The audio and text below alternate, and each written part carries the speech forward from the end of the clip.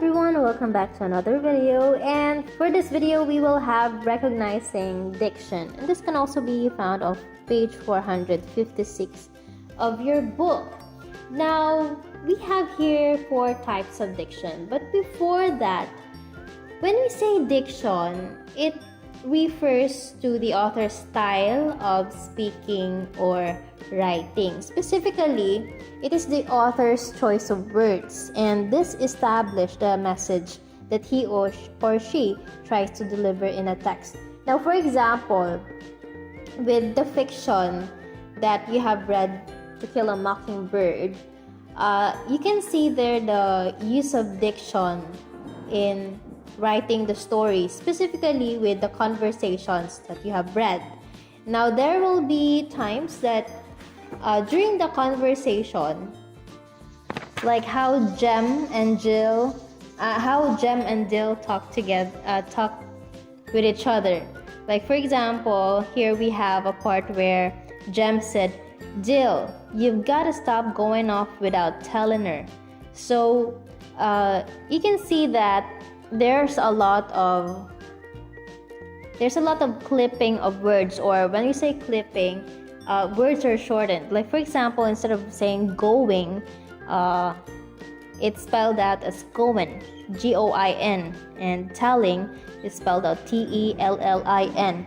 Now that's an example of diction as well. Instead of writing going as a whole word and telling as a whole word, the author ought to write it in that way so that the readers can identify or visualize in their mind as well as in their ears how these 2 boys talk. Okay, so that's diction. It also shows us how the characters are talking to each other, okay, or what type of characters are they. Okay, so we have the formal, the informal, the colloquial, and the slang. Now, first let us go to formal and informal. With the formal, it's used in formal occasions, like, for example, presentations, meetings, with the big boss, like that. And formal language here, of course, is used, and it strictly follows grammatical rules. So formal language or formal diction can also be found on business letters. It has to be, grammatically correct 100%. Okay? While in informal, it does not always score 100% on a grammar test. Though, yes, it does not always say that, it's 100% grammatically correct, but it sounds good to the ear and is acceptable in written and spoken conversation. So informal is more on conversational. Now, for you to really differentiate, what's the difference between formal language and informal? We have here some few examples.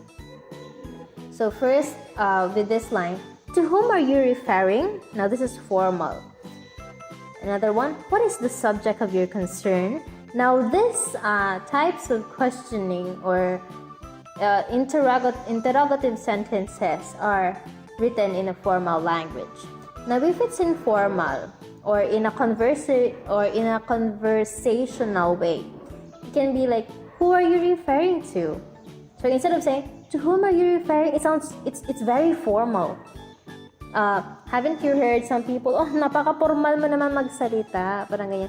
You're very formal, nakakaano. So you can change it in a way that still it's grammatically correct, though sometimes it's not 100% grammatically correct, but it tones down the level of formality.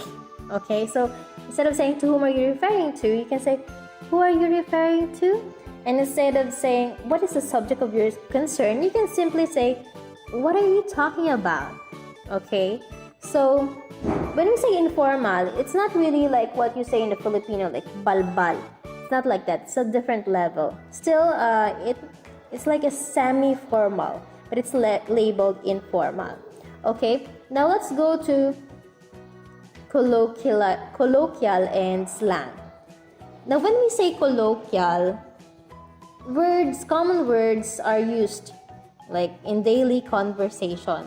However, it may be different in various communities. Okay, how about slang? Slang are newly created words and particularly used in a group of people. Now, remember here in colloquial, it is used in various communities. So, in this community, this is how we speak. So, it's colloquial. When you go to another community, it may differ. Okay, the daily conversation may differ. And then when it comes to slang, it's newly created word, especially in different generations. We created a lot of words, especially now in the 21st century. There are a lot of new created words. Like, for example, before, in the time of our mother maybe, or grandparents, words like selfie, groovy do not exist. And in Filipino language, or even here in the Aklan, we have like sinimuron or edi wow, sana all, ganyan. So, though they're not in the dictionary yet, some of them are not in the dictionary yet, they are already considered as slang. Some generations or particular group of people may not understand it, and due to the misunderstanding, there can be times that you may be offensive to some people, right? So, for example, when you say "edi wow" to your parents, it may become very offensive to them because it's like you're mocking them. But if you say "edi wow" to your friends, or group mates with your age group, it's nothing really serious. So those are your slangs, okay? So I have here some more examples for you to identify colloquial and slang. So here, colloquial, Mia is looking good in her outfit. So we have here looking good. So that means she looks nice in her outfit. And we have another example. Mary Rose needs to ask the love of her life before going to the party. So we have here love of her life instead of saying boyfriend. Now, or boyfriend, or we can say husband, like that. But in slang, we can turn it down a little bit more. So Mia slays in her outfit. Now we have here the word slays. So isn't it that the meaning of slay is to kill, okay? So is Mia killing her? We can also say, oh, Mia is killing her outfit. But does not literally mean that Mia is killing or slaying her outfit. It still means that she's rocking it, or she's really good. She really looked good in that outfit. It fits her very well. And we have here another example. Mary Rose needs to ask her boo before going to the party. Now, boo means boyfriend, girlfriend. Okay, so when you hear someone, I'm gonna go with my boo. Now it means that person is going to be with her or his girlfriend, boyfriend. Okay, so formal is the highest level of choice of words, and then tone it down a little bit, conversational level, but still in a semi-formal sense, so it's already called informal.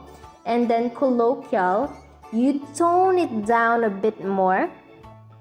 Instead of saying, for example, Mia is beautiful in her outfit, you can tone it down, oh, you're looking good, something like that. And when it's slang, you use new words that can describe that. So Mia slays in her outfits. I hope that is clear to you. And for your activity, list down at least 5 slangs in today's generation, in your generation. Now, maybe there are still some new words out there that your generations has been creating that I don't know about. So I'm looking forward for you to share that. and answer the exercise from page 457 of your book. So what is in page 457? You're going to identify the type of diction used in the short explanations or sentences right there. So it's also 5 items. For example, when I say, yo, welcome to my crib. So when I say welcome to my crib, is it colloquial? Is it slang? Is it formal? Or is it informal? Now, welcome to my crib is slang because crib, because when you say crib, it means it's house, okay? So welcome to my house, welcome to my crib. Use the one whole sheet of paper that you had in To Kill a Mockingbird. Now, this has been TeacherDel. Bye!